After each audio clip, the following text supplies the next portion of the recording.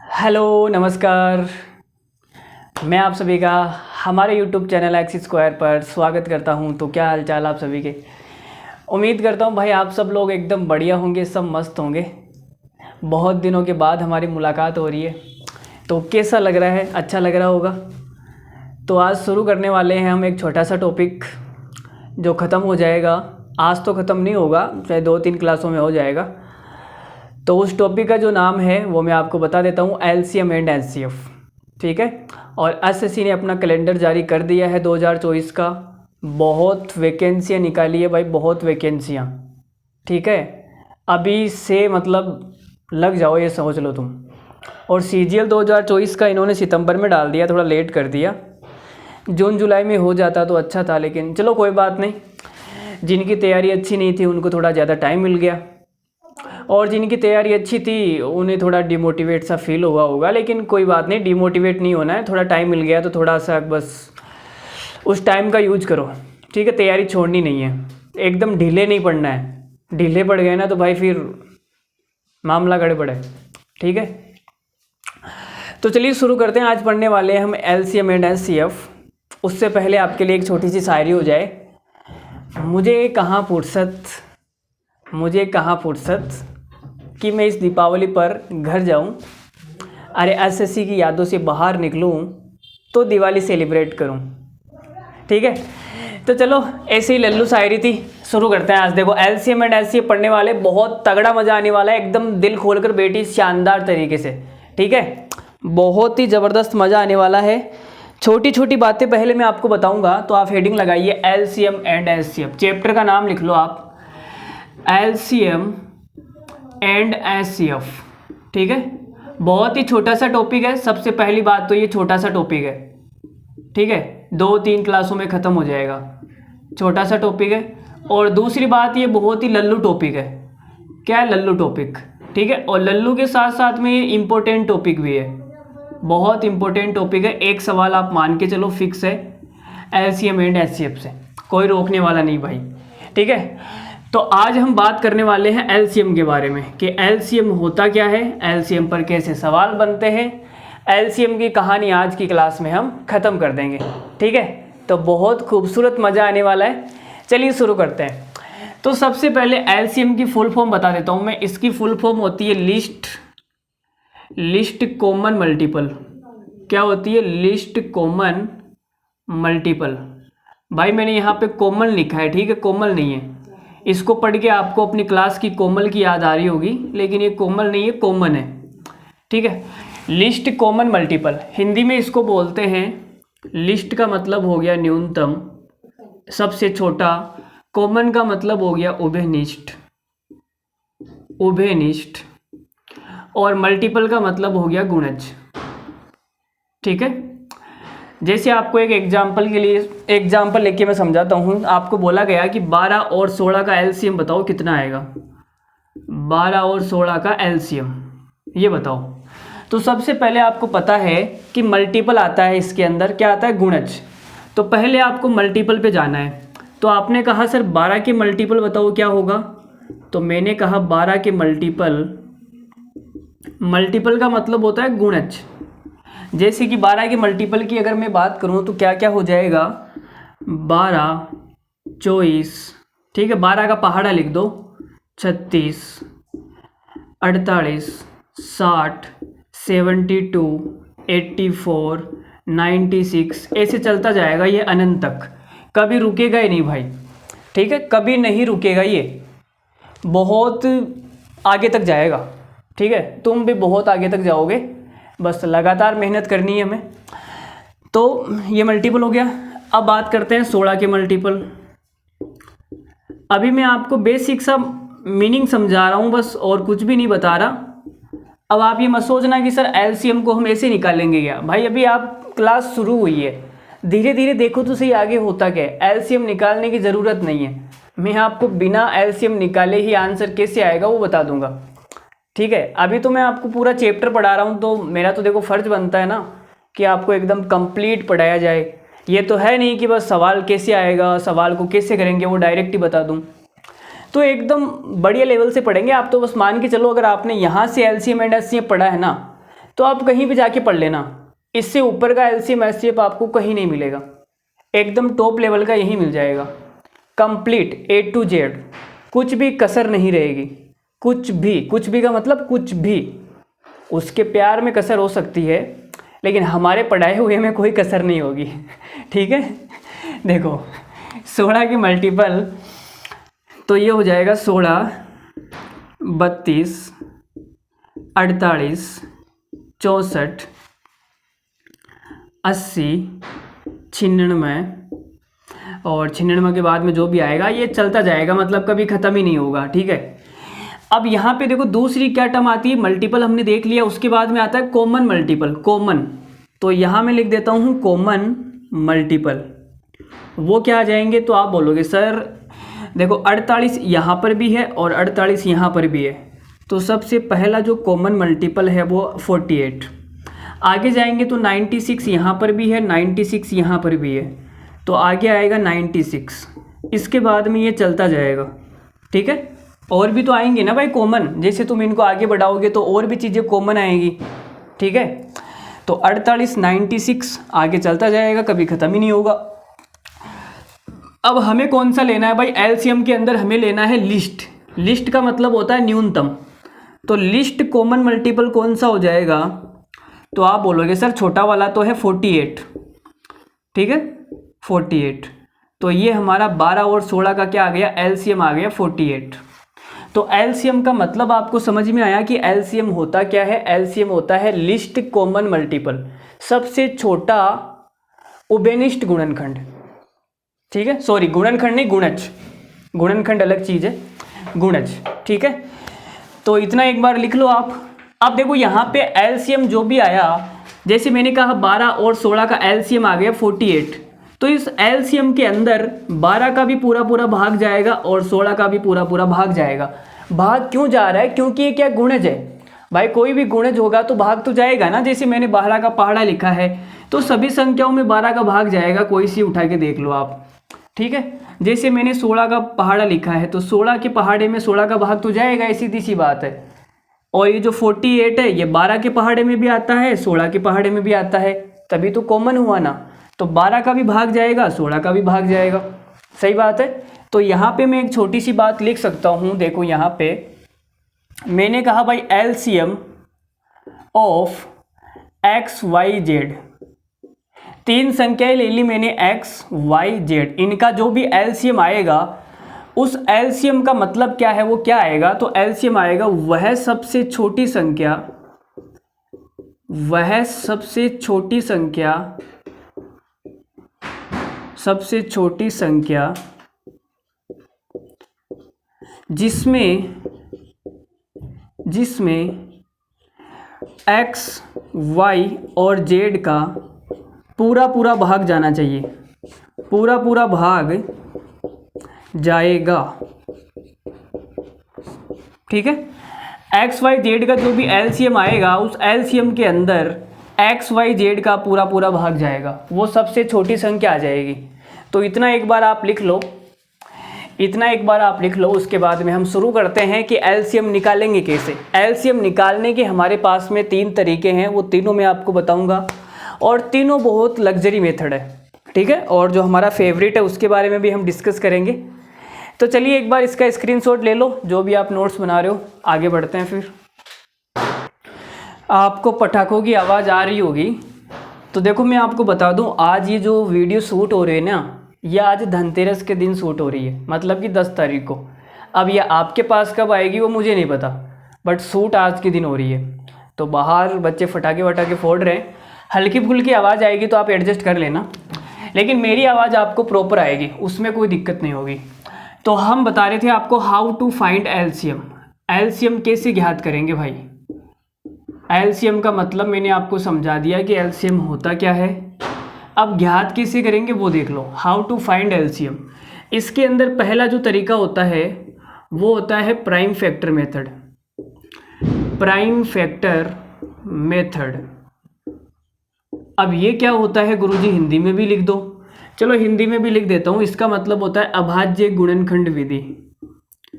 अभाज्य गुणनखंड विधि। ठीक है, चलो जी। तो देखो जैसे अभी हमने पीछे एक एग्जाम्पल लिया था 12 और 16, यहाँ पर भी वही एग्जाम्पल ले लेता हूँ मैं। 12 और 16 का एलसीएम बताना है। ठीक है, तो आप बोलोगे सर पहले इनके अभाज्य गुणनखंड कर लो। 12 के अभाज्य गुणनखंड क्या होते हैं? देखो 12 के, तो 12 का हो जाएगा 4 × 3, 4 को मैंने लिख दिया 2 की पावर 2 × 3 की पावर 1। 12 के अभाज्य गुणनखंड यही होते हैं। और 16 के कितने होते हैं?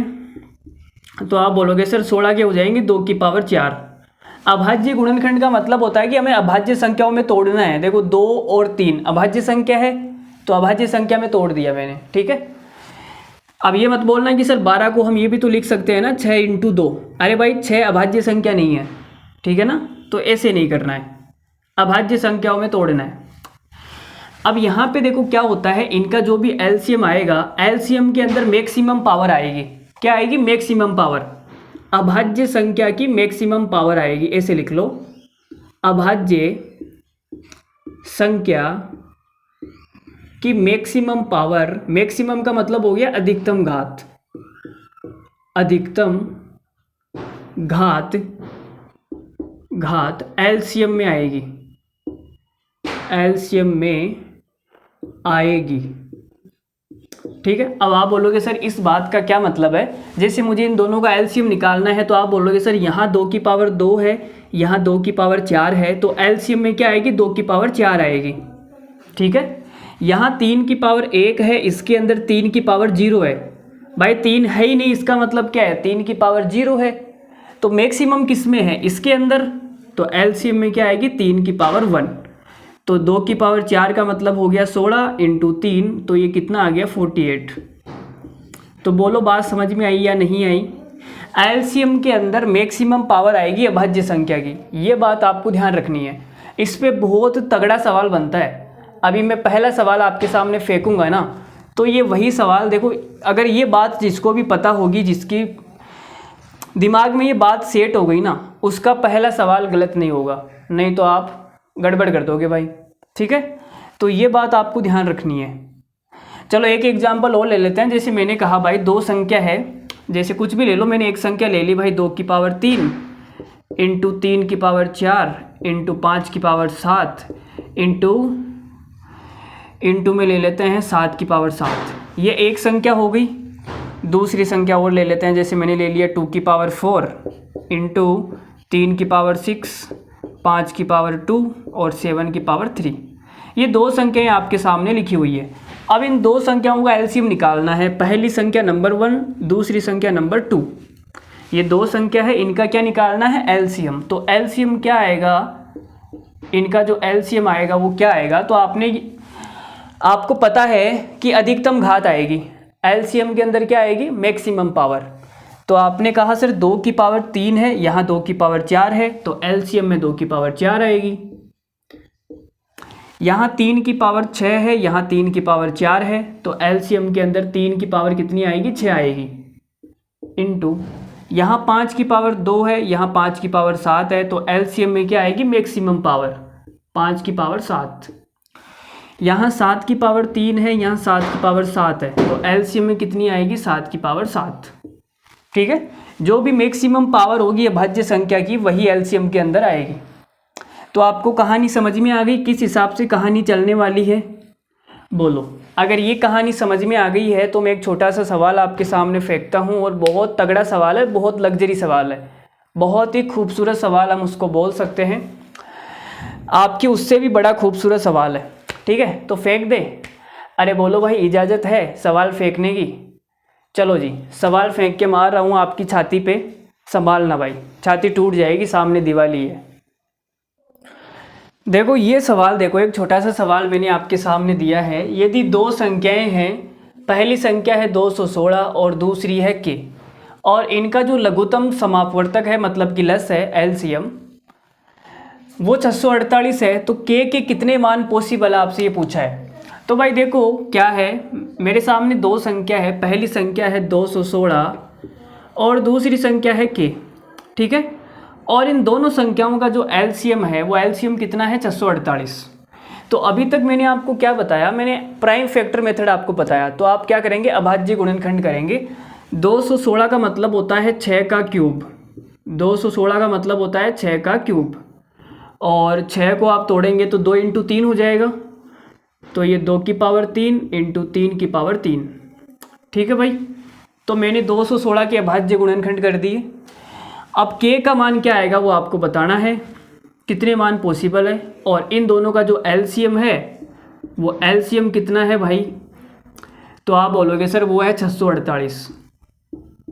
ठीक है, और 648 है तो इसके हम टुकड़े करेंगे तो कितने हो जाएंगे अभाज्य गुणनखंड, देखो ये हो जाएगा 216 का ट्रिपल ही तो है ना, ये 648 का हो जाएगा, आप बोलोगे सर 3 × 216, और ये हो जाएगा 216 का मतलब होता है 2 की घात 3 × 3 की घात 3, लेकिन यहाँ 3 की घात 1 ऑलरेडी है, तो ये हो जाएगा 2 की घात 3 × 3 की घात 4। बोलो कहानी समझ में आई?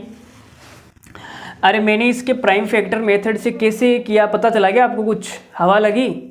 देखो मैंने कुछ नहीं किया, मुझे पता है कि 216 का मतलब है 2 की पावर 3 × 3 की पावर 3।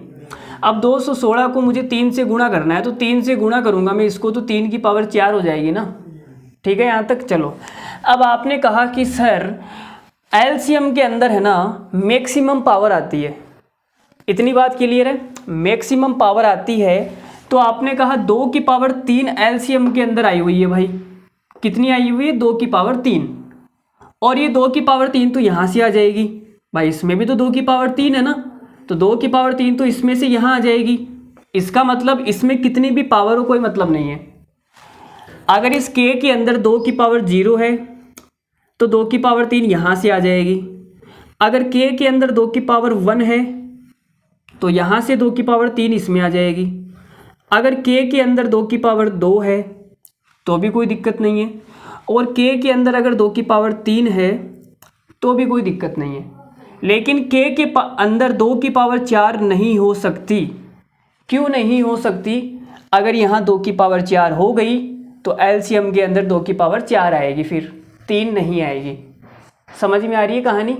तो 2 की पावर 4 नहीं हो सकती, 0 से 3 तक कुछ भी हो सकती है 2 की पावर। ठीक है, तो आपने कहा आगे क्या है, आगे 3 की पावर 4 है, 3 की पावर 4 है, लेकिन यहाँ तो 3 की पावर 3 ही है।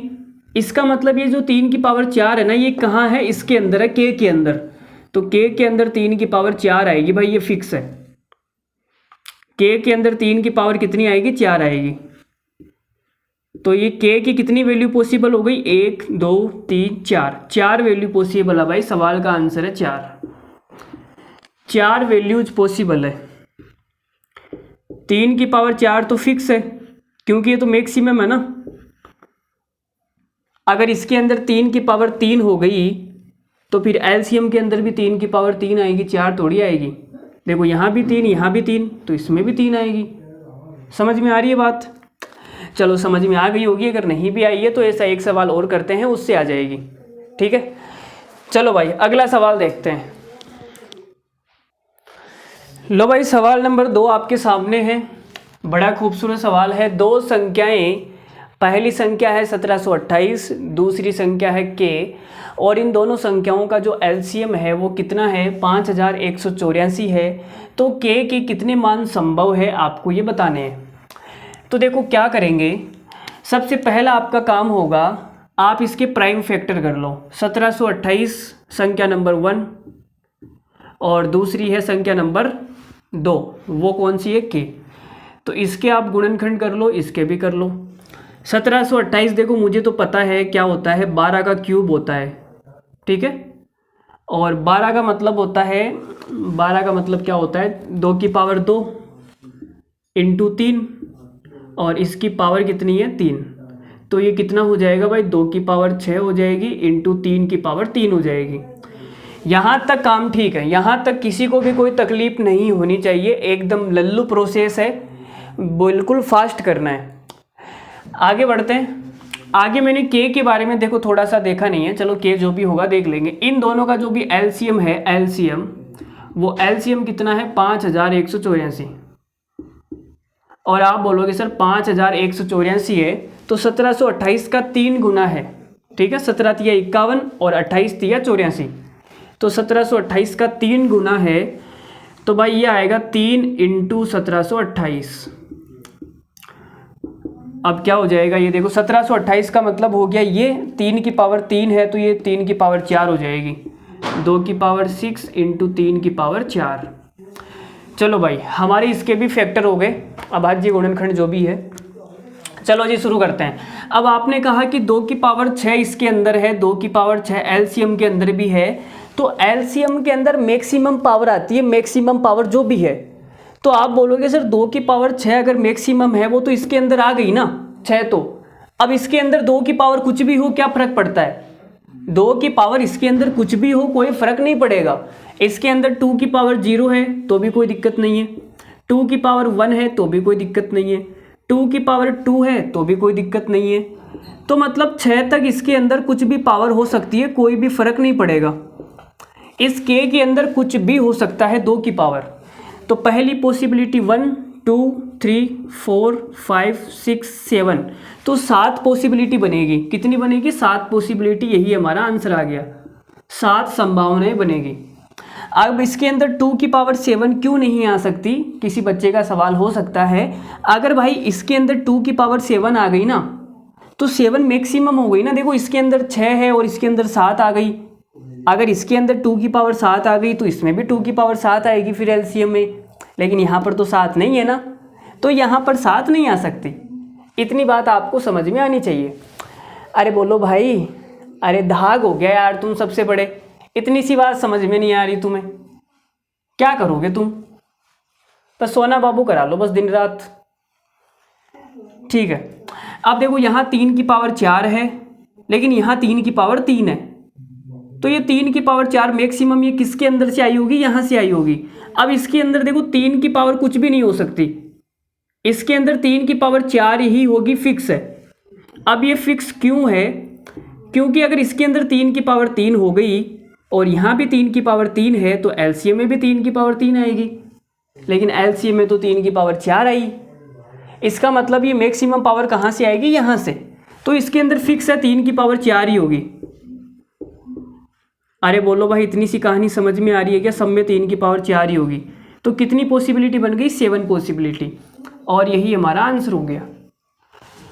चलो देखो अगर नहीं भी समझ में आया तो वीडियो को दोबारा से देखना, आ जाएगा, कोई बहुत बड़ा सवाल नहीं है, लल्लू सा सवाल है, छोटा सा सवाल है। इसी सवाल में तुम्हारे तोते उड़ जाएंगे तो आगे क्या करोगे फिर, तो लल्लू ही सवाल है, एक बार दोबारा देख लेना। चलो आगे बढ़ते हैं। दूसरा तरीका क्या होता है, दूसरा तरीका होता है डिवीजन मेथड। एलसीएम निकालने का डिवीजन मेथड होता है, तो आप हेडिंग लगाइए डिवीजन मेथड। भाग विधि से हम एलसीएम कैसे निकालेंगे, तो आप हेडिंग लगा लीजिए डिवीजन मेथड। सेकंड नंबर है डिवीजन मेथड। देखो डिवीजन मेथड कुछ नहीं है, आप पहली दूसरी क्लासों में सीखते आ रहे हैं डिवीजन मेथड, 5वीं 6ठी क्लास में वही डिवीजन मेथड है, कुछ भी नहीं है। देखो आपको बोला गया कि 12 15 और 20 का एलसीएम निकाल के बताओ भाई, तो आपको क्या करना है, इन तीनों संख्याओं को एक साथ लिखना है और ऐसे 2 खंबे खड़े कर देने हैं, ठीक है। अब जिसका भी भाग जा रहा है उसका भाग लगा दो। आपको लिख रहा है कि सर 5 का भाग जा रहा है, तो मैंने 5 का भाग दिया भाई, इसमें तो 5 का भाग जाएगा नहीं, इसमें 3 बार जाएगा और इसमें 4 बार जाएगा। अब किसका भाग जा रहा है, आप बोलोगे सर 3 का जा रहा है, 3 का लगा दो भाई, 3 का इसमें जाएगा 4 बार, इसमें जाएगा 1 बार, इसमें जाएगा नहीं। अब किसका जा रहा है, 4 का लगा दो। जब तक भाग देते रहना है जब तक कि नीचे 1 1 नहीं आ जाए, समझ में आ रही है, जब तक 1 1 नहीं आएगा तब तक भाग देते रहना है। अब कुछ बच्चे बड़े लल्लू होते हैं, क्योंकि उनको बचपन में यही सिखाया गया था कि सबसे पहले 2 का भाग देना है।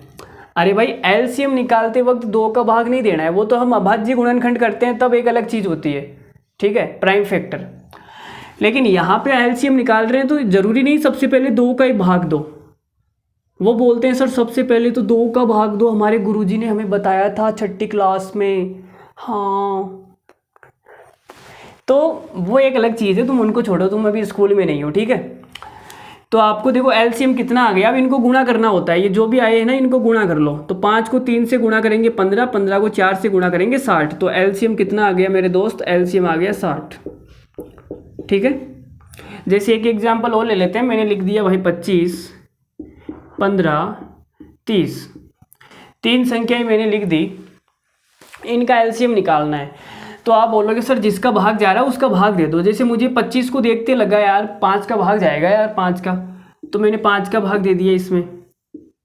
तो इसमें जाएगा 5 बार, इसमें जाएगा 3 बार, इसमें जाएगा 6 बार। अब मुझे लगा भाई 5 का भाग और देना चाहिए, तो 5 का भाग एक बार और दे दूँ, क्या दिक्कत है। तो इसमें जाएगा एक बार, इसमें जाएगा नहीं, इसमें भी जाएगा नहीं। अब 3 का भाग दे दो, 3 का दे दिया भाई।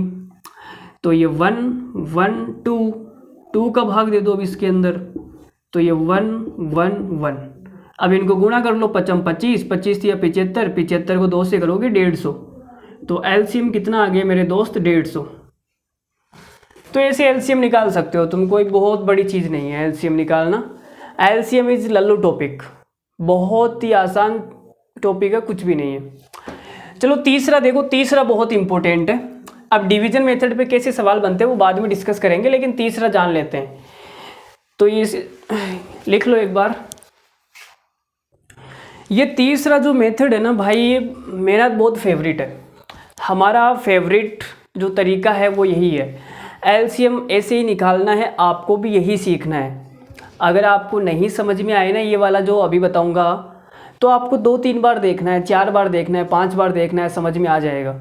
ठीक है, क्योंकि ये बहुत ही इम्पोर्टेंट है। अभी तक जो मैंने आपको बताया वो कुछ भी नहीं था, वो तो ऐसे ही था।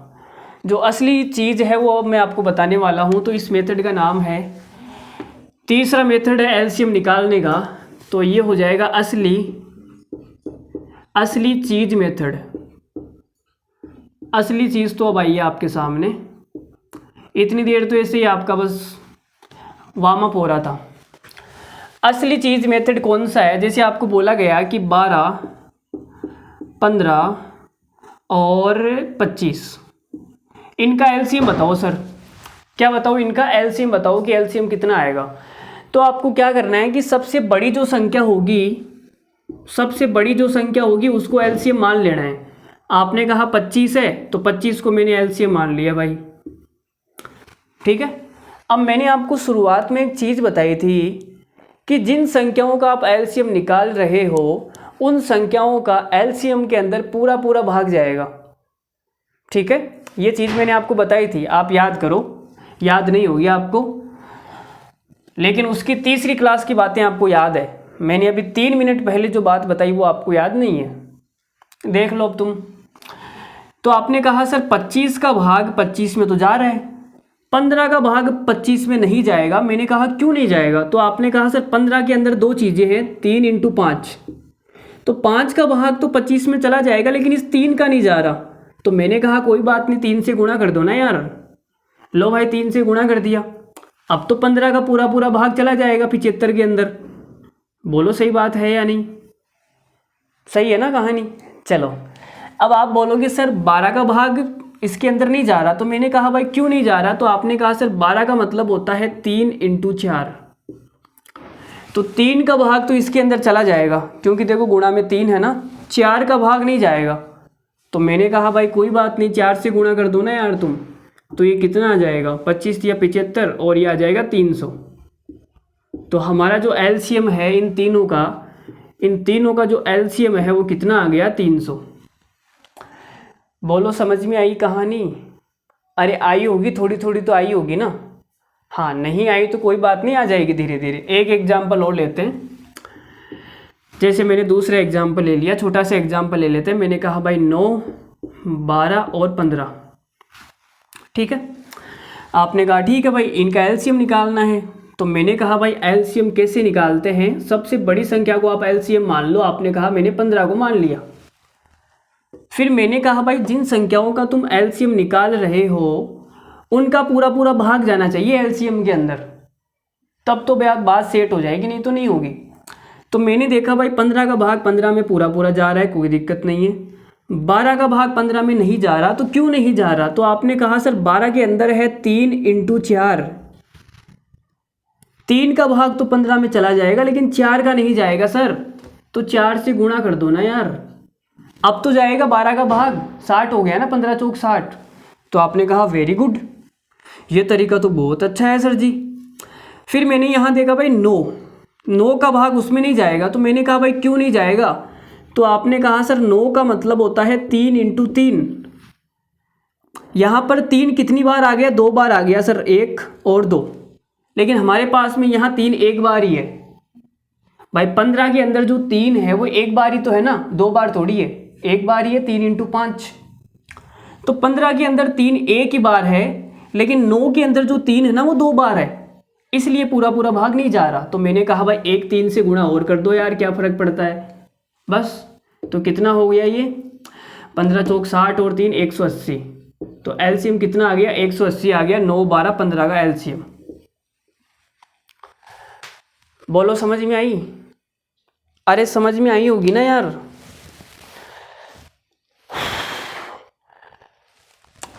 तुमसे मिलने की कहानी। चलो आगे बढ़ते हैं। चलो जो भी मैं सवाल आपको बताऊंगा वो इसी प्रकार से बताऊंगा, वो 2 तरीके में यूज में नहीं लूँगा, बस मेरा ये फेवरेट है, मैं इसी तरीके से आपको सारे सवाल करवाऊंगा, ठीक है। तो ये धीरे धीरे आपके जहन में बैठ जाएगा, धीरे धीरे होती है सारी चीज़ें। जैसे उसको भी हम मनाने गए थे तो यही तो कहा था, धीरे धीरे से मेरी ज़िंदगी में आना, धीरे धीरे से मेरे दिल में उतर जाना, ऐसे तो कहा था ना, धीरे धीरे। तो धीरे धीरे समझ में आएगा, ठीक है, एकदम से कुछ भी नहीं आएगा। चलो तो आगे बढ़ते हैं। आगे देखो अब क्या करवाने वाले हैं। चलो एक एग्जांपल और ले लेता हूँ, मेरा दिल हो रहा है, एक एग्जांपल और ले लेते हैं। जैसे मैंने कहा भाई 20 25 और 30, इनका एलसीएम बताओ भाई कितना आएगा। तो आपने कहा गुरुजी एलसीएम मान लो आप सबसे बड़ी संख्या को, मैंने 30 को एलसीएम मान लिया, 30 मेरा एलसीएम हो गया, ठीक है। अब मैंने कहा भाई 25 का भाग जाएगा क्या 30 में, तो आपने कहा नहीं जाएगा। मैंने कहा क्यों नहीं जाएगा, क्योंकि 25 के अंदर 5 कितनी बार आ गया, 2 बार आ गया, लेकिन 30 के अंदर 5 एक ही बार है, 6 × 5 एक बार ही है ना।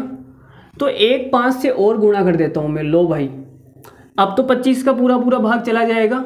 चलो 20 का भाग जाता है क्या उसके अंदर, तो आपने कहा 20 का भाग नहीं जाता। क्यों नहीं जाता, क्योंकि 20 के अंदर क्या कहानी है, 4 × 5 की कहानी है भाई।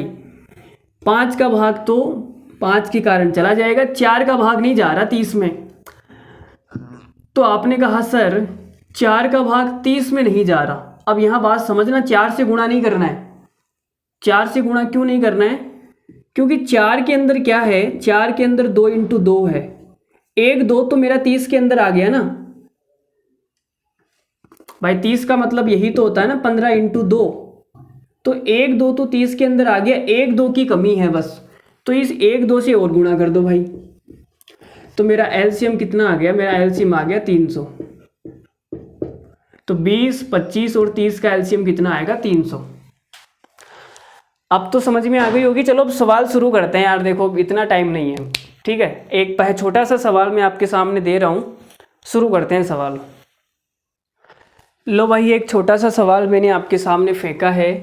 2 सहअभाज्य संख्याओं का जो मल्टीप्लिकेशन है, जो गुणनफल है वो 945 है। तो आपको बताना है कि उनका एलसीएम कितना होगा। 4 ऑप्शन आपके सामने हैं, फटाफट आंसर बताओ कितना आएगा। तो देखो एक चीज़ मैंने आपको अभी बताई थी, मैंने आपको असली चीज़ मेथड के बारे में कुछ बताया था। देखो सवाल में बोला गया है कि सहअभाज्य संख्या है। सहअभाज्य संख्या का मतलब होता है को प्राइम नंबर। क्या होता है, को प्राइम नंबर। और को प्राइम नंबर कौन से होते हैं, जिनके अंदर कुछ भी कॉमन नहीं होता है, ठीक है। इनके अंदर जो कॉमन होता है वो कितना होता है, कॉमन इनके अंदर 1 आएगा बस, और कुछ भी कॉमन नहीं आएगा। जैसे मैंने बोल दिया भाई 3 और 9, तो इनके अंदर 3 कॉमन आ जाएगा ना, तो ये को प्राइम नहीं है। लेकिन मैं बोल दूं भाई 11 और 12, तो इनके अंदर जो कॉमन है वो कॉमन कितना है, 1, केवल 1 कॉमन है, ठीक है। तो अब को प्राइम नंबर सहअभाज्य संख्याओं के बारे में आप जान गए होंगे कि कौन सी संख्याओं के बारे में बात हो रही है। और इनका जो एलसीएम होता है वो क्या होता है, जैसे मैंने कहा को प्राइम नंबर ले लेते हैं 23 और 12, ये को प्राइम है। अब इनका जो एलसीएम आएगा वो कितना आएगा, तो आपने कहा सर सबसे बड़ी संख्या को एलसीएम मान लो 23। अब एलसीएम में पूरा पूरा भाग जाना चाहिए, तो 23 का भाग तो पूरा पूरा जाएगा लेकिन 12 का भाग नहीं जाएगा।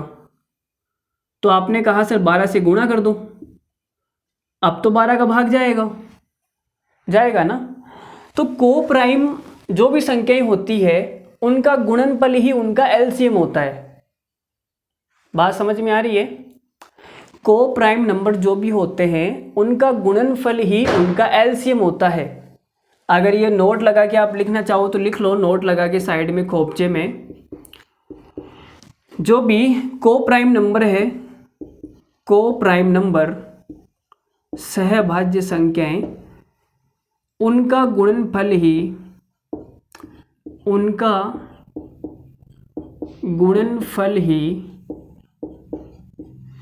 उनका एलसीएम होता है, उनका एलसीएम होता है। तो आप बोलोगे सर इनका गुणनफल 945 है तो एलसीएम भी 945 आएगा, ऑप्शन नंबर डी। बोलो, अरे बोलो भाई, बोलो बोल दो ना जरा, मैं किसी से कहूँगा नहीं। चलो समझ में आ गई कहानी। अरे को प्राइम नंबर जो गुणनफल होता है वही एलसीएम होता है। क्यों होता है? क्योंकि इनके अंदर कुछ कॉमन तो है नहीं ना, कुछ भी कॉमन नहीं है इनके अंदर, इसलिए इनका गुणनफल ही क्या होता है, इनका एलसीएम होता है। बस कहानी खत्म हो गई। आगे बढ़ते हैं सवाल नंबर नेक्स्ट। देखो जी, सवाल नंबर 4 आपके सामने है, बहुत ही खूबसूरत सवाल है। 57 और 93 का एलसीएम क्या होगा यह आपको बताना है। तो देखो, आपको पता है कि जो भी एलसीएम आएगा उस एलसीएम के अंदर इन संख्याओं का पूरा पूरा भाग जाएगा। इतनी कहानी आपको सबको पता है। तो आप क्या करने वाले हैं, तो आपने कहा सर जो 93 है, 93 का पूरा पूरा भाग जाएगा जो भी एलसीएम होगा। और 93 का एक फैक्टर होता है 3। भाई 93 का मतलब होता है 1/3। मतलब किसी संख्या में अगर 93 का भाग जाएगा तो उस संख्या में 3 का भी पूरा पूरा भाग जाएगा। इतना तो क्लियर है। तो आपने कहा सर 3 का भाग किसके अंदर जा रहा है, चेक कर लेते हैं। मैंने कहा कर लो। 3 का चेक करने के लिए हम क्या करते हैं, अंकों का योग चेक करते हैं। तो आपने कहा सर 7 और 7 14 और 7 या 21, तो इसमें तो 3 का पूरा पूरा भाग जाएगा। मतलब ये हमारा आंसर हो सकता है। 3 5 15 और इसमें 3 का भाग नहीं जाएगा, तो ये हमारा आंसर नहीं है। इसमें भी 3 का भाग नहीं जाएगा, मतलब ये भी हमारा आंसर नहीं है। इसमें भी 3 का भाग नहीं जाएगा। क्यों नहीं जाएगा? क्योंकि 9 और 9 18, 18 19 20, अंकों का योग 20 हो गया। 3 का भाग इसमें भी नहीं जाएगा। तो एक ही ऑप्शन ऐसा है जिसमें 3 का भाग जा रहा है, तो यही हमारा आंसर हो गया। बिना एलसीएम निकाले आप इस सवाल को फोड़ सकते थे, लेकिन आपने क्या किया, आपने इस सवाल को ऐसे नहीं फोड़ा, तो आपको ज़्यादा टाइम लग गया एग्ज़ाम में और फिर आपका मामला गड़बड़ा गया। तो ज़्यादा टाइम नहीं लगाना है, ऐसे ऑप्शन से करना आपको सीखना है। जैसे अभी मैंने ऑप्शन से सवाल किया ना, ऐसे करना आपको भी सीखना है। अगर नहीं समझ में आ रहा है तो 1 बार 2 बार 3 बार वीडियो को देखो, समझना ज़रूरी है। सिलेक्शन लेना है तो समझना ज़रूरी है, नहीं तो आप फिर एलसीएम निकालते रहो भाई। लो भाई 1/3 एलसीएम निकालते रहो, निकालते हैं। 57 का मतलब होता है 19 तिया 57, 19 × 3। तो 93 को आप एलसीएम मान लो। आपने कहा सर सबसे बड़ी संख्या को हमने एलसीएम मान लिया 93, ठीक है। अब 57 का भाग इसमें जाएगा, तो आपने कहा नहीं जाएगा। क्यों नहीं जाएगा? क्योंकि 57 के अंदर होता है 19 × 3। 3 का भाग तो इसमें जाएगा लेकिन 19 का नहीं जाएगा, तो मैंने उसको 19 से गुणा कर दिया, ठीक है। तो 19 से गुणा करेंगे तो कितना हो जाएगा, 19 तिया 57 का 7, हासिल का 5, 19 नम्मा 171, 171 और 5 176, तो ये आ गया 1767। तो ऐसे कर लो भाई, एलसीएम निकाल लो, और क्या है, ठीक है। जैसा आपको ठीक लगे, आपकी मर्जी है। अगर यहाँ पे 2 ऑप्शन मैच हो जाते तो फिर मैं ऐसे कर लेता, कोई दिक्कत नहीं थी। लेकिन एक ही ऑप्शन मैच हो रहा है तो क्यों ऐसे माथाफोड़ी करनी है, क्या मतलब है। ठीक है, तो आगे बढ़ते हैं, सवाल नंबर 2 लेते हैं। छोटे छोटे सवाल है, लेकिन इन सवालों के माध्यम से मैं आपको जो चीज़ें सिखाने की कोशिश कर रहा हूँ उनको आपको सीखना है। लो भाई, सवाल नंबर 5 आपके सामने आ गया। ये भी देखो क्या है, 16, 24, 36, 54 का एलसीएम ज्ञात करें। 4 ऑप्शन आपके सामने हैं, फटाफट आंसर बताओ क्या आएगा, फटाफट बताना है। तो आपने कहा गुरुजी एलसीएम तो निकालना बहुत मुश्किल होगा, बहुत ज़्यादा टाइम जाएगा। तो मैंने कहा भाई टाइम क्यों, आपके पास में ज़्यादा तो है नहीं। तो आपने कोई भी एक संख्या उठा लिया, आपने कहा सर 16। भाई एलसीएम है तो एलसीएम के अंदर 16 का पूरा पूरा भाग जाएगा। अब जिस संख्या के अंदर 16 का भाग जाएगा उसके अंदर भाग 4 का भी जाएगा। बोलो भाई जाएगा ना, क्योंकि 16 का ही तो गुणनखंड होता है 4, तो 4 का भी भाग जाएगा। और 4 का भाग जाने के लिए 4 का रूल क्या होता है, लास्ट के 2 डिजिट को आप डिवाइड करके चेक कर लो, अंतिम 2 अंक। तो आपने कहा सर इसके अंतिम 2 अंक है 78। 78 में क्या 4 का पूरा पूरा भाग जाता है क्या, तो आप बोलोगे सर नहीं जाता, तो ये हमारा आंसर नहीं है। फिर आपने कहा सर 42 में क्या 4 का भाग जाता है क्या, तो आपने कहा सर नहीं जाता, तो ये भी हमारा आंसर नहीं है। 43, क्या 43 में 4 का भाग जाता है, आपने कहा नहीं जाता, तो ये भी हमारा आंसर नहीं है।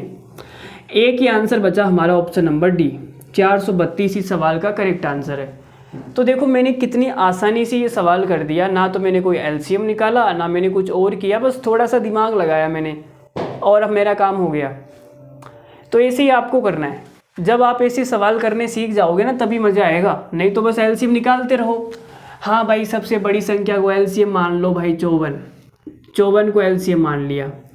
फिर आपने कहा सर 36 का भाग जाता है क्या, नहीं जाता। मैंने कहा क्यों नहीं जाता, क्योंकि 36 के अंदर क्या है, 36 के अंदर है 9 × 4। 9 का भाग तो 54 में जाएगा, 4 का भाग 54 में नहीं जाएगा। तो आप बोलोगे सर 4 के अंदर जो 2 है ना वो 2 बार आ गया, लेकिन 54 के अंदर तो 1 बार ही आया है, तो 1 2 से गुणा करना पड़ेगा। अब इसमें 36 का भी भाग जाएगा। 24 का जाता है क्या, तो आपने कहा सर 24 का नहीं जाता। क्यों नहीं जाता, देख लेते हैं। 24 का मतलब क्या होता है, 24 का मतलब होता है 6 × 4। 4 का भाग जाएगा पूरा पूरा, 6 का भाग, तो 6 का भाग नहीं जाएगा मुझे लग रहा है ना, 6 का भाग नहीं जाएगा, क्योंकि 6 के अंदर देखो क्या क्या होता है, 3 × 2 होता है ना, तो 2 तो आ गया, 3 नहीं आया, 3 से गुणा करना पड़ेगा। लेकिन अच्छा 2 नहीं आया ना, 2 3 बार आ गया वो सीट। देखो ये भी बहुत खतरनाक है, मतलब 24 के अंदर जो 2 है वो 3 बार आ गया। कैसे बताता हूँ, देखो 24 का मतलब होता है 8 × 3, और 8 के अंदर जो 2 है वो 3 बार आ गया, लेकिन यहाँ तो कितनी बार है, 2 बार ही है ना, तो 1 2 से और गुणा करना पड़ेगा। चलो जी 16 का देख लेते हैं। 16 में जो 2 है वो 4 बार आ गया, तो 1 2 से और गुणा करना पड़ेगा। तो कितना आ गया भाई, तो ये आ गया 54 × 8, तो 8 चौक 32 का 2, हासिल का 3, 8 पंजो 40 और 3 43, 432। अब देखो मुझे तो इतना फास्ट आता है इसलिए मैंने निकाल दिया, लेकिन तुम्हें अभी धीरे धीरे सीखना है, तुम इतना जल्दी नहीं निकाल पाओगे इससे भी।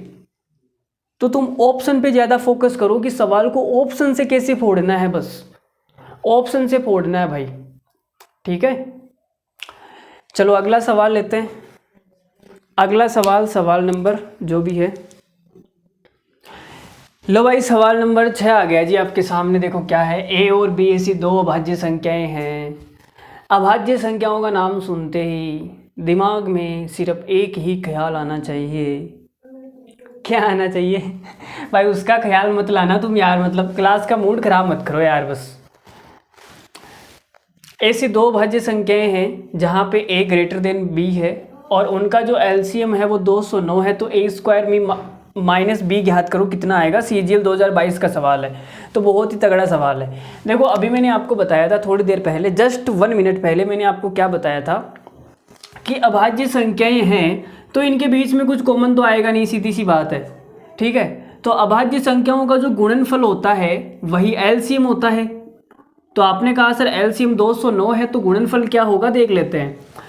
इसके अंदर कितने का भाग जाएगा, देखो 209 में भाग जाएगा 11 का जा रहा है क्या, 11 एकम 11, मुझे लगता है 11 का भाग इसमें चला जाएगा, और 11 नंबर 99, ठीक है, 9 बार, 11 का भाग 19 बार चला गया, तो 209 को मैंने क्या लिख दिया, 19 इंटू 11।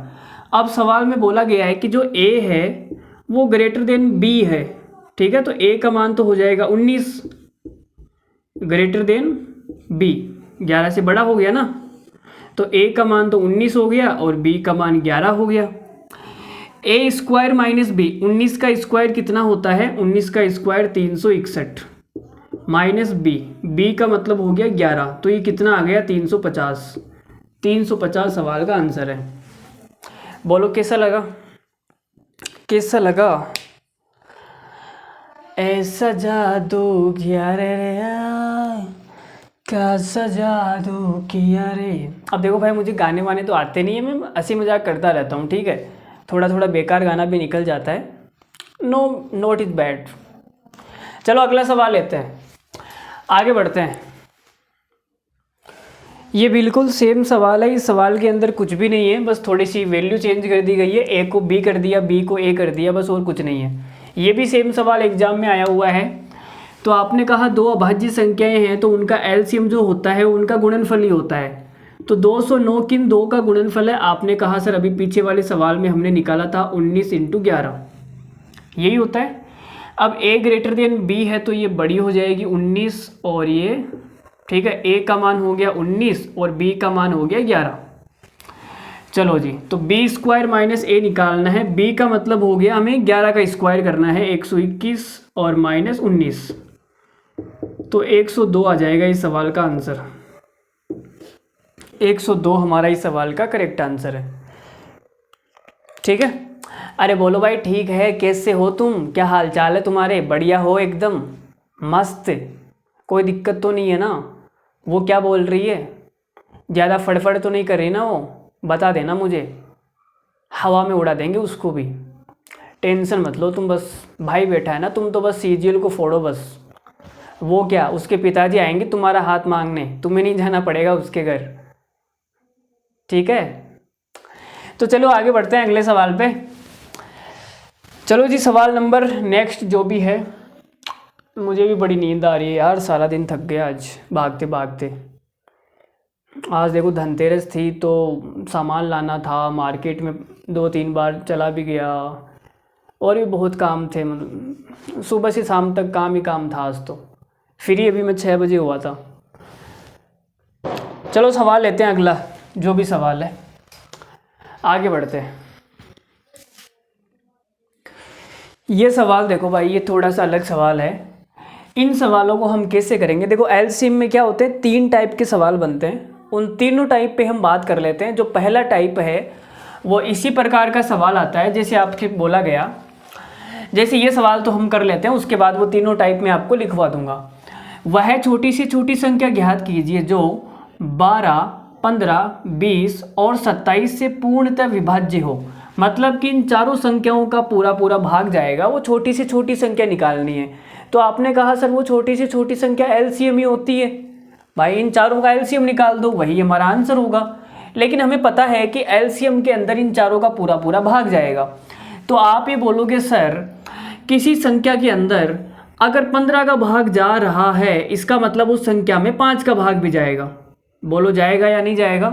तो आपने चेक किया भाई सभी ऑप्शन के अंदर 5 का भाग जा रहा है, यार ये तो गड़बड़ हो गया।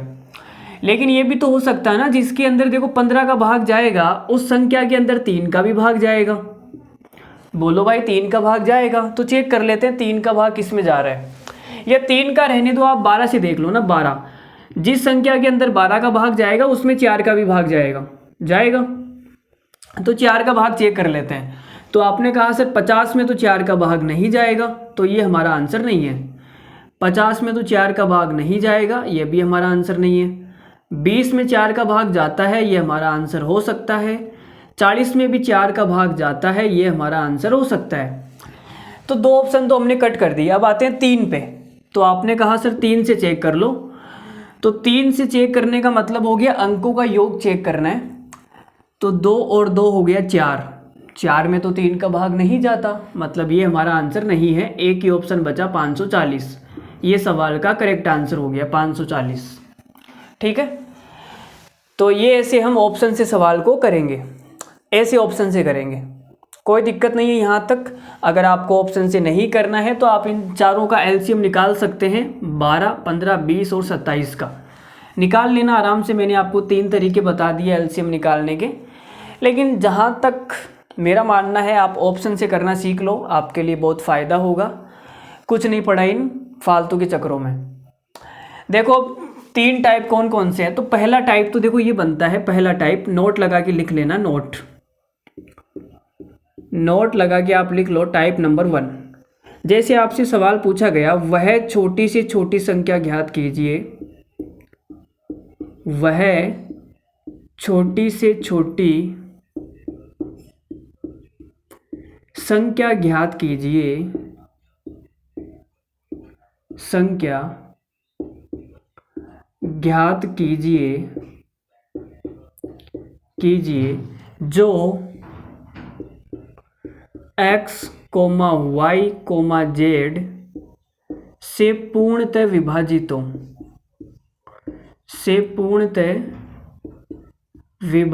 हो,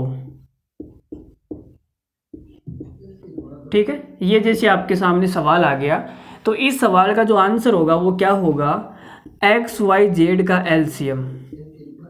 आपको क्या निकालना है, एक्स वाई जेड का एलसीएम निकालना है, वही हमारा सवाल का आंसर हो जाएगा। इस टाइप पे मैं आपको एक सवाल करवा चुका हूँ, देख सकते हो आप।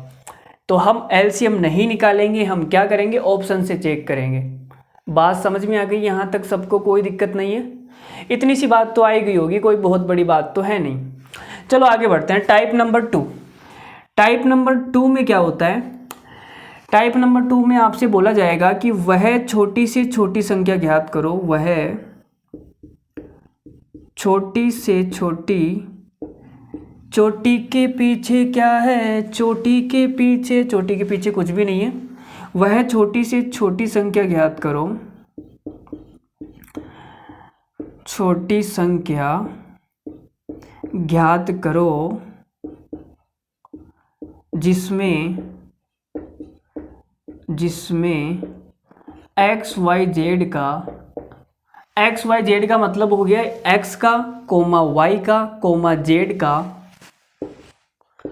भाग देने पर आर शेषफल बचता है, आर शेषफल, रिमाइंडर कितना बचता है, आर शेषफल बचता है। ठीक है, इस प्रकार से भी आपके सामने सवाल आएंगे। तो इस सवाल का जो आंसर होगा वो क्या होगा, एक्स वाई जेड का एलसीएम, सवाल का आंसर हो जाएगा x comma y comma z का एलसीएम प्लस आर रिमाइंडर। ठीक है, तो आप ये बोलोगे सर हमें वह छोटी से छोटी संख्या निकालनी है जिसमें x का भाग देने पर, y का भाग देने पर, z का भाग देने पर शेषफल r आना चाहिए। तो मैंने आपको आंसर बताया भाई, x y z का एलसीएम निकाल देना और उसमें r जोड़ देना, जो भी शेषफल आपको निकालना है वो जोड़ देना। तो आप बोलोगे सर ये जो संख्या है, जो एलसीएम है, ये इन तीनों संख्याओं से कट जाएगी, पूरी कट जाएगी, पूरा भाग जाएगा। ठीक है, लेकिन यहाँ पे भाग नहीं जाएगा, तो ये हमारा शेषफल बच जाएगा। बात समझ में आ रही है, ये हमारा ये वाली संख्या तो कट जाएगी पूरी, तो शेषफल क्या बचेगा, आर ही तो बचेगा, तो हमने प्लस आर कर दिया। अब एक तीसरा टाइप और है, वो मैं आपको लिखाता हूँ, एक बार इसको आप नोट डाउन कर लो या फिर स्क्रीनशॉट ले लो, जो भी आपको करना है। अब जो तीसरा टाइप है वो बड़ा कमाल का है, उसमें थोड़े से बच्चे क्या कंफ्यूज हो जाते हैं, लेकिन आपको कंफ्यूज नहीं होना है, थोड़ा सा हल्का सा दिमाग लगाना है, हल्का सा। अरे जितना दिमाग उसको इम्प्रेस करने में लगाते हो उससे थोड़ा सा कम लगाना है, बस तुम्हारा काम हो जाएगा। देखना भाई तीसरा टाइप क्या है, तीसरा टाइप आपकी ये बनेगा, वह छोटी से छोटी संख्या ज्ञात करो, वह छोटी से छोटी संख्या ज्ञात कीजिए, छोटी से छोटी संख्या ज्ञात कीजिए जिसमें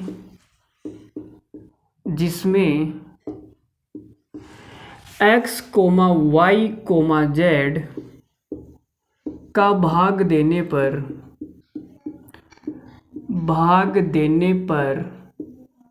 पर क्रमशः शेषफल a comma b comma c बचे।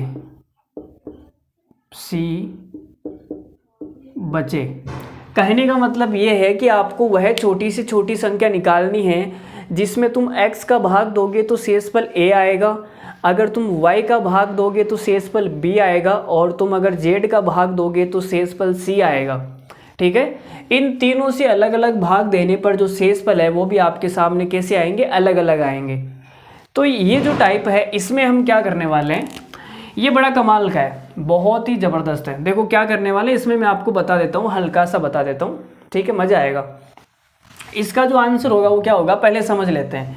जैसे मैंने अभी आपको कहा था कि जैसे 48 है, क्या है 48, ठीक है। अब 48 के अंदर आप बोल रहे हो कि मैंने 12 का भाग दिया, 48 के अंदर मैंने 12 का भाग दिया, और जो शेषफल है 12 का भाग देने पर जो शेषफल है वो 3 आना चाहिए। कितना आना चाहिए, 3 आना चाहिए।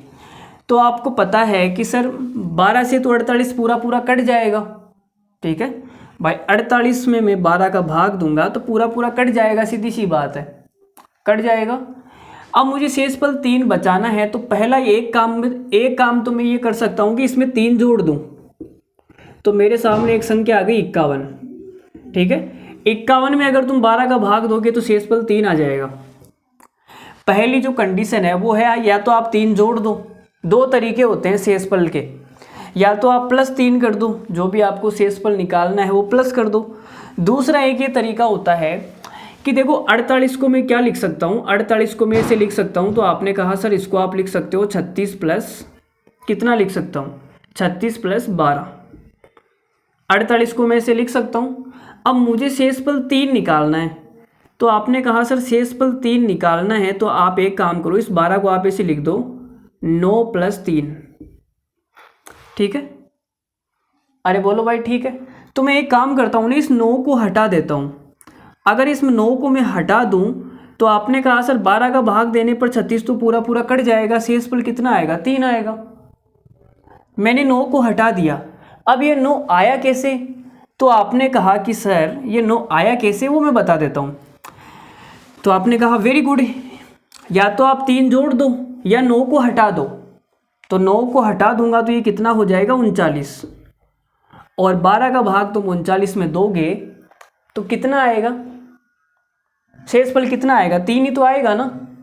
तो मेरे पास में दो संख्या आ गई, एक तो मेरे पास में आ गई 51, एक मेरे पास में आ गई 39।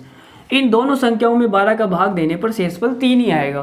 तो दो तरीके कौन से हो गए, एक तो आप शेषफल जोड़ दो +3 कर दो, एक आप 9 को हटा दो। तो ये 9 आया कैसे वो बताता हूँ। ये 9 देखो कैसे आया, मुझे भाग देना है 12 का और शेषफल निकालना है 3।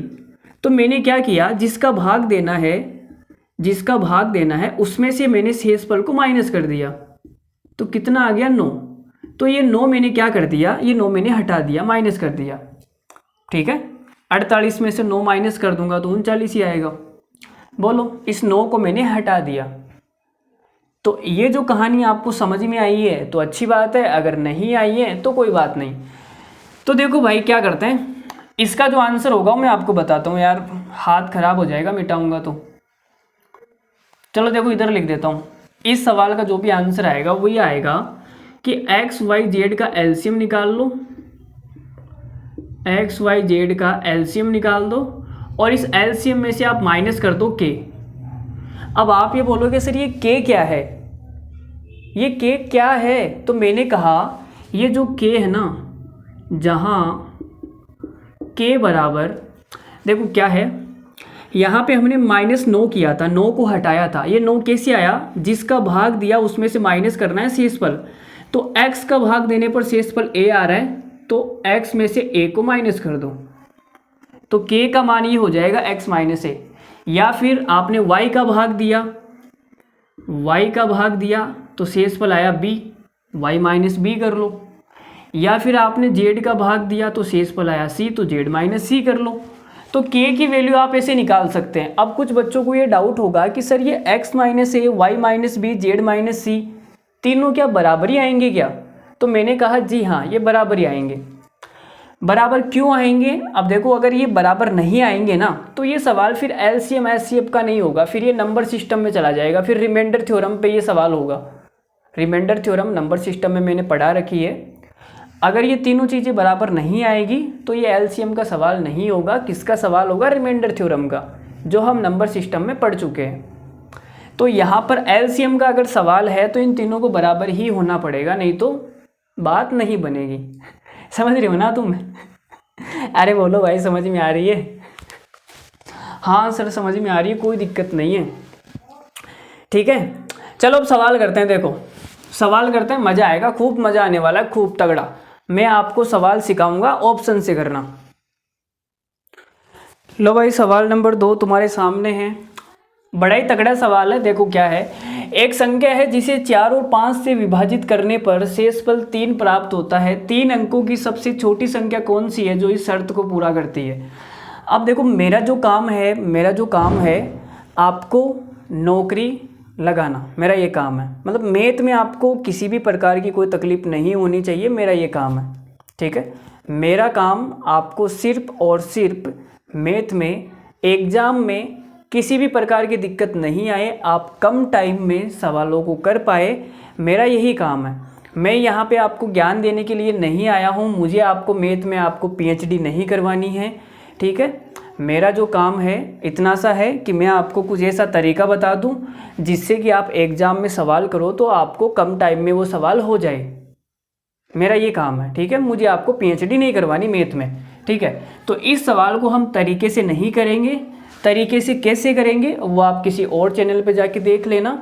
यहाँ पे क्या करेंगे, कम टाइम में सवाल को कैसे करना है वो मैं आपको सिखाऊंगा, कम टाइम में। ठीक है, तो सवाल में देखो ये बोला गया है, क्या बोला गया है कि संख्या कौन सी है जिसमें 4 का भाग दूंगा तो 3 शेषफल आ जाएगा। भाई 3 शेषफल, तो मैंने कहा कि भाई यहाँ 4 का मतलब हो गया कि लास्ट के 2 डिजिट में भाग देना है।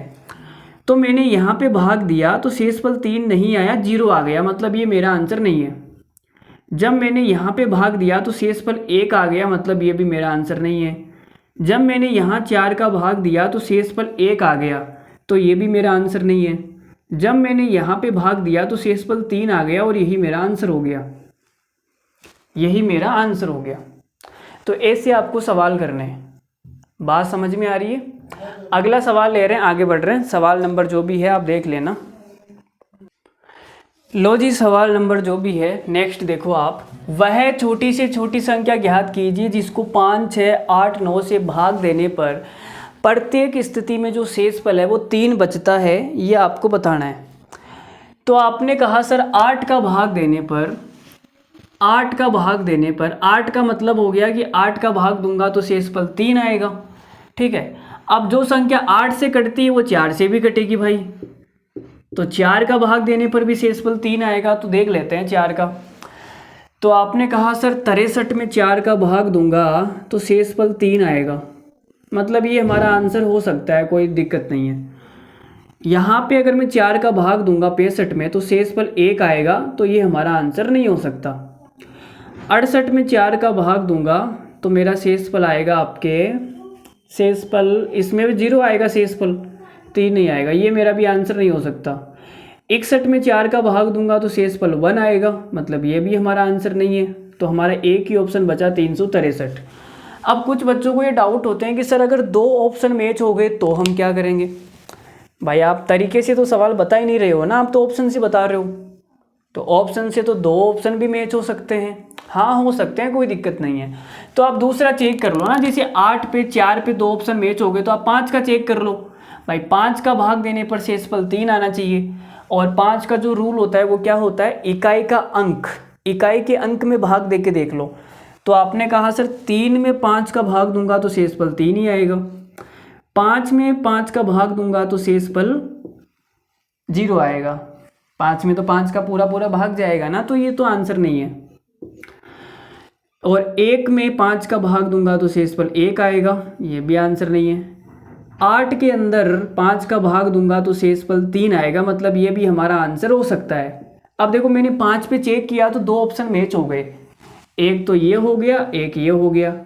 तो अब मैंने 5 से काम नहीं चलेगा, ठीक है। अब मुझे 8 से 4 से भी चेक करना पड़ेगा, ठीक है ना। तो 4 से मेरा ये वाला ऑप्शन कट हो जाएगा, ये वाला आंसर बचेगा। बात समझ आ रही है। अब देखो जब तक आपको डिविजिबिलिटी रूल पता नहीं होंगे तब तक बात नहीं बनेगी। अब आपको पता ही नहीं कि 4 का रूल क्या होता है। भाई 4 का रूल ये होता है कि लास्ट के 2 डिजिट को डिवाइड करके देख लो, अगर भाग जा रहा है तो अच्छी बात है, नहीं जा रहा तो कोई बात नहीं, जो शेषफल आ रहा है वो लिख दो। तो ये छोटी मोटी बातें आपको पता होनी चाहिए। अगर डिविजिबिलिटी रूल नहीं पता है तो आप जाके देखिए, नंबर सिस्टम की दूसरी या तीसरी क्लास में बताया है मैंने आपको। इस सवाल को एक बार आप खुद से करने की कोशिश करो, जो भी सवाल में बोला गया है एक बार उसको ध्यान से पढ़ो, सवाल को खुद से ट्राई करोगे तभी मज़ा आएगा। देखो सवाल में बोला गया है कि वह छोटी से छोटी संख्या ज्ञात करनी है जिसे 9 से भाग कंप्लीटली होती है, 9 का पूरा पूरा भाग जाता है, लेकिन 5, 6, 7, 8 इनमें से किसी संख्या का भाग देने पर हर बार 3 शेषफल आएगा, तो वो संख्या ज्ञात करो। CPU 2019 का सवाल है, बड़ा ही तगड़ा सवाल है, ऐसे ही सवाल एग्जाम में आ रहे हैं। देखो सवाल में ये बोला गया है कि भाई 5 का भाग दूंगा मैं, 5 का भाग दूंगा तो शेषफल 3 आएगा, और 5 का जो रूल होता है वो होता है इकाई का अंक। तो मैंने भाई यहाँ 5 का भाग दिया तो शेषफल 1 आ गया, यह आंसर नहीं है। मैंने यहाँ 5 का भाग दिया तो शेषफल कितना आ गया, 1 आ गया, मतलब ये भी आंसर नहीं है। मैंने यहाँ 5 का भाग दिया तो शेषफल कितना आ गया, 1 आ गया। भाई 6 में 5 का भाग दूंगा शेषफल तो 1 आएगा, तो ये भी मेरा आंसर नहीं है। शेषफल कितना आना चाहिए, 3, और 3 केवल एक ही ऑप्शन में आ रहा है, तो यही हमारा आंसर हो जाएगा। 1683 सवाल का करेक्ट आंसर है। देखो देखते ही सवाल हो जाएंगे। एग्जाम में ऐसे ही डेटा सेट करता है अगला कि एक ही ऑप्शन मैच होगा, या फिर दूसरा चेक कर लो आप। दूसरा चेक कौन सा करोगे आप, 8 का चेक कर लो। 8 का क्या होता है, जिसमें 8 का भाग जाएगा उसमें 4 का भी जाएगा। 8 का भाग देने पे शेषफल 3 आएगा तो 4 का भाग देने पर भी शेषफल 3 आएगा। तो देख लो भाई 4 का मतलब होता है लास्ट के 2 डिजिट में भाग देना है। तो यहाँ लास्ट के 2 डिजिट 41 में भाग दूंगा 1 आएगा, 81 में 4 का भाग दूंगा 1 आएगा, 83 में 4 का भाग दूंगा 3 आएगा, और 86 में 4 का भाग दूंगा 2 आएगा। तो 3 केवल एक ही ऑप्शन में आ रहा है, देख लो 4 से भी। तो मतलब ऑप्शन से हो जाएगा यार, ऐसी बात नहीं है एक ऑप्शन से नहीं होगा, तुम ऑप्शन से करना तो सही। अब तुम्हारी तो क्या आदत पड़ी हुई है, सर तरीके से बताओ, क्या तरीके से बताओ। देखो मैं आपको फिर बता रहा हूँ कि मैं सिर्फ आपको वो ज्ञान देने के लिए आया हूँ जिससे एग्ज़ाम में आप करोगे तो आपका कम टाइम लगेगा, और कम टाइम लगेगा तो आपका सिलेक्शन जल्दी होगा। अगर वही घिसे पीटे तरीके आप करते रहोगे, पूरा लंबा सॉल्यूशन करते रहोगे, तो भाई कुछ नहीं होगा। फिर पूरी दुनिया लंबा सॉल्यूशन करा रही है, फिर उनमें और मुझ में फ़र्क ही क्या रह जाएगा। समझ रहे हो ना तुम। अगर आपको PhD करनी है तो एक अलग चीज़ है कि ये सवाल कैसे होगा यार, मतलब ऐसे, और थोड़ा सा ज्ञान लेके एग्ज़ाम पास करना है तो काम हो जाएगा। चलो आगे बढ़ते हैं अगले सवाल पर। लो देखो भाई ये सवाल देखो, इसमें भी बहुत तगड़ा मज़ा आएगा। ये तगड़ा सवाल है, ये जो भी बताएगा उसको मेरी तरफ से 2 रुपये इनाम में दिए जाएंगे। अभी देखो मैं बता देता हूँ। देखो सवाल में ये बोला गया है कि वह छोटी से छोटी संख्या ज्ञात करो जिसे 25, 15 और 30 से विभाजित करने पर या भाग देने पर 21, 11, 26 शेषफल बचेगा। तो ये वो सवाल आ गया। अब यहाँ देखो डिफरेंस क्या है, सेम है। मैंने तीसरी टाइप आपको क्या बताई थी कि x का भाग देने पर a आएगा, y का भाग देने पर b आएगा, z का भाग देने पर c आएगा। ठीक है, उसमें आंसर मैंने क्या बताया था कि x, y, z का एलसीएम निकाल देना, मतलब कि इन तीनों का एलसीएम निकाल देना 25, 15 और 30 का। तो आप बोलोगे सर इनका एलसीएम तो निकाल देते हैं, इनका एलसीएम कितना आएगा, देखो 150 आ जाएगा, मुझे लग रहा है 150। ठीक है, 25, 15 और 30 का जो एलसीएम है वो आ जाएगा 150, और 150 में से माइनस करना है k। अब k क्या होता है, k मैंने आपको बताया था x माइनस a, मतलब कि 25 माइनस 21, तो देख लो 4 आ गया, या फिर 15 माइनस 11 कर दो तो भी 4 आएगा, या फिर 30 माइनस 26 कर दो तो भी 4 आएगा। देखो सेम आ रहा है ना, 4 4 4, तो k का मान कितना आ गया 4। 150 में से 4 माइनस हो जाएगा, 146 सवाल का आंसर आएगा। ये मैंने आपको ऑप्शन से करना नहीं बताया, पूरा तरीके से बताया है, ठीक है। तीसरे टाइप का सवाल है। अब अगर हम इसी सवाल को ऑप्शन से करते हैं तो कैसे करते हैं? अगर यही सवाल हमें ऑप्शन से करना होता तो हम कैसे करते हैं? तो आपने कहा सर 25 का भाग देने पर शेषफल आएगा 21। 25 का भाग देने पर जो शेषफल आएगा, शेषफल वो कितना आएगा मेरे दोस्त? तो आप बोलोगे सर 21 आएगा। ये सवाल में बोला गया है। अब 25 का देखो, 25 का मतलब है जिसमें 25 का भाग जाएगा उसमें 5 का भी जाएगा, सीधी सीधी सी बात है, ठीक है। तो आप ये बोलोगे सर 25 का भाग देने पर 21 आएगा, मतलब 5 का भाग देने पर भी 21 आएगा। जो शेषफल है वो कितना आएगा? 21 आएगा, ठीक है। फिर एक बच्चा खड़ा हुआ, उसने कहा कि सर जिसका भाग देते हैं उससे बड़ा कभी शेषफल नहीं आता है, आप कैसी बातें कर रहे हो? तो मैंने कहा यार 5 का भाग देने पर 21 शेषफल नहीं आएगा। अगर 21 आ रहा है तो 5 का और भाग दे दो ना उसके अंदर। तो मैंने इसमें 5 का और भाग दे दिया भाई, तो शेषफल आ गया 1, ठीक है। अब आप ऑप्शन को चेक कर लो कि 5 का भाग देने पर 1 आना चाहिए। तो आपने कहा सर यहाँ तो इकाई का अंक 5 है, शेषफल 0 आएगा, तो ये आंसर नहीं है। यहाँ इकाई का अंक 8 है, 5 का भाग दूंगा शेषफल 3 आएगा, ये भी आंसर नहीं है। यहाँ इकाई का अंक 2 है, 5 का भाग दूंगा शेषफल 2 आएगा, ये भी आंसर नहीं है। यहाँ पे इकाई का अंक 6 है, 5 का भाग दूंगा तो शेषफल 1 आएगा, मतलब ये मेरा आंसर हो जाएगा 146। ऐसे हम ऑप्शन से करते हैं। आई कहानी समझ में? आ जाएगी धीरे धीरे, कोई बात नहीं, आ जाएगी। वो भी तो धीरे धीरे आई थी ना, धीरे धीरे से मेरी जिंदगी में आना, वैसे सवाल है। ये सवाल देख लो, ये थोड़ा सा अलग सवाल है कि 6 घंटियाँ जो कि क्रमशः 3 4 6 7 8 और 12 सेकंड के अंतराल पर बजती है, एक साथ बजना शुरू करती है। और सवाल में बोला गया है कि कितनी सेकंड के बाद में वो फिर से एक साथ बजेगी, आपको ये बताना है। तो देखो इस सवाल में क्या करना है, हमें एलसीएम निकालना है। तो एलसीएम क्यों निकालना है उसका जवाब भी दे देता हूँ मैं, हल्का सा एग्जाम्पल से समझ लेते हैं। जैसे मैंने कहा भाई 1 घंटी है, वो 2 सेकंड के अंतराल पर बजती है, तो यहाँ बज गई वो घंटी, और फिर 2 सेकंड के बाद में बजेगी यहाँ पर, फिर 2 सेकंड के बाद में बजेगी यहाँ पर, फिर 2 सेकंड के बाद में बजेगी यहाँ पर, ठीक है।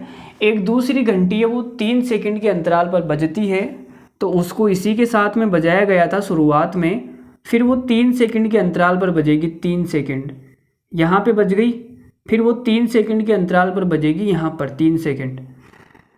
तो आपने कहा कि सर यहाँ तक तो 6 सेकंड हो गई ना, 2 2 2 यहाँ 6 सेकंड हो गई, और 3 और 3 6, यहाँ भी 6 सेकंड हो गई।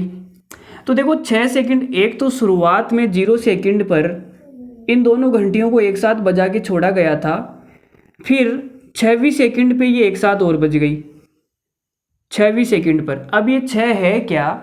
ये 6 2 और 3 का एलसीएम ही तो है मेरे भाई 2 3 का एलसीएम ही तो होता है ना 6, ठीक है। तो इन सवालों में कुछ नहीं करना, एलसीएम निकालना होता है। इस सवाल का आंसर कितना आ जाएगा? 3।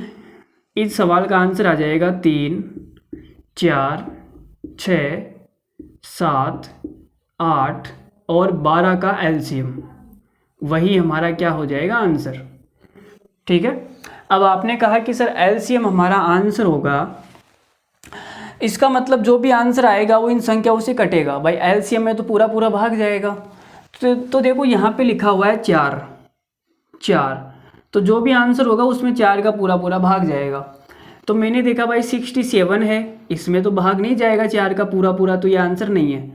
यहाँ 68 है, इसमें 4 का पूरा पूरा भाग जाता है, तो ये आंसर हो जाएगा। इसमें भी नहीं जाएगा, नहीं जाएगा। 70 में भी नहीं जाएगा, नहीं जाएगा। तो एक ही ऑप्शन है जिसमें 4 का पूरा पूरा भाग जाएगा, और यही हमारा आंसर हो गया। तो कोई बड़ी बात नहीं है, आप ऐसे कर सकते हो। बाकी अगर आपको ऑप्शन से नहीं करना है तो आप एलसीएम निकाल लो। देखो सबसे बड़ी संख्या को एलसीएम मान लो, 12 को एलसीएम मान लिया आपने, ये 12 हो गया। अब आपने कहा सर 12 में 3 का भाग तो जाता है, तो 3 को हटा दो। 4 का भाग भी 12 में जाएगा, 4 को भी हटा दो।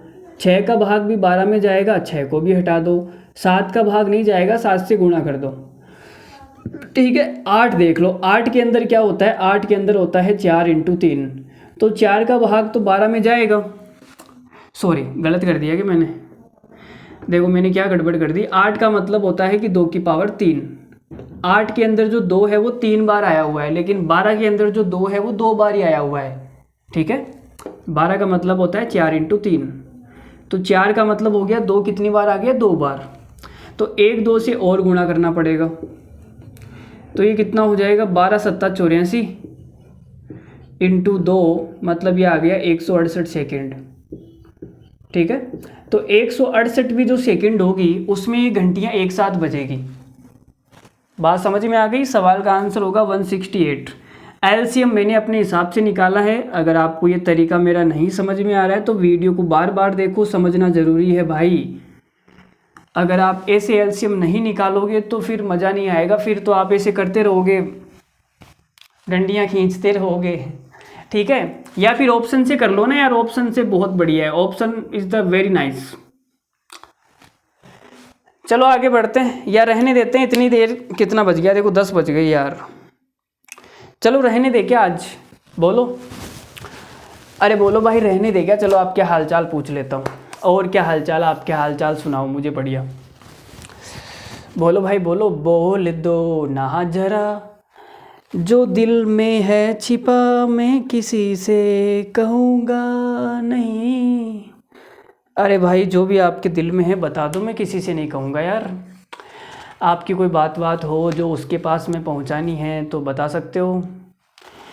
आपकी लड़ाई हो गई है, उसको मनाना है, रूठ गई है, तो अब मैं आपको टिप्स भी दे सकता हूँ। देखो चलो, जिसको भी पर्सनल दिक्कत हो वो आप मुझे बता देना, इस नंबर पे आप कॉल कर देना, मैं आपको ये नंबर दे देता हूँ।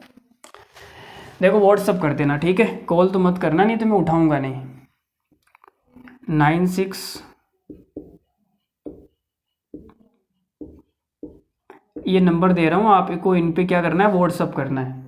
जिसी को भी कोई भी दिक्कत है, कोई भी इश्यू है, कोई भी प्रॉब्लम है, किसी भी प्रकार की कुछ भी, अगर आपको मुझसे कांटेक्ट करना है, आपको कोई बात पहुंचानी है मेरे तक कि सर ये चैप्टर कराओ, आप कमेंट में नहीं बता सकते। ठीक है, कमेंट पूरी दुनिया पढ़ती है, मतलब कोई भी दिक्कत हो, आपको मुझसे कोई बात करनी है, आप इस पर व्हाट्सअप कर सकते हैं। ठीक है, आप कॉल मत करना है इस पर, आपसे रिक्वेस्ट है, आप व्हाट्सअप कर देना इस नंबर पे 9672 फिर 225335।